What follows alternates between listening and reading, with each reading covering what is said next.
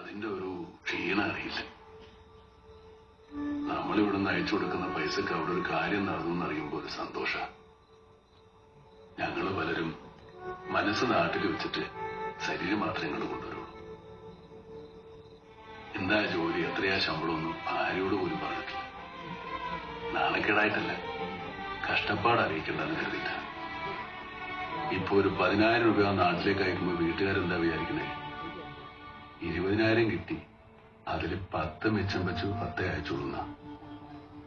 സത്യത്തില് 7,000 കിട്ടിയിട്ട് 3,000 കടം വാങ്ങിയിട്ട് അയക്കുന്ന. തിരിച്ചു കിട്ടുമെന്ന് കരുതി ആർക്കും ഒരു സഹായം ചെയ്തിട്ടില്ല. തിരിച്ചു കിട്ടുമെന്ന് കരുതി കൊടുക്കുന്നത് സ്നേഹമല്ല, കടം കൊടുക്കല. ജീവിതത്തിന്റെ 3/4 ഭാഗവും മരുഭൂമിയിൽ കിടന്ന് കഷ്ടപ്പെട്ടിട്ട് സൗഭാഗ്യങ്ങളൊന്നും തന്നെ തേടി വന്നിട്ടില്ല എന്നായി തോന്നിയിട്ടുണ്ടോ? ജന്മം കൊണ്ട് തന്നെ ദൈവം നമുക്ക് നൽകുന്ന ഒരുപാട് സൗഭാഗ്യങ്ങളുണ്ട്.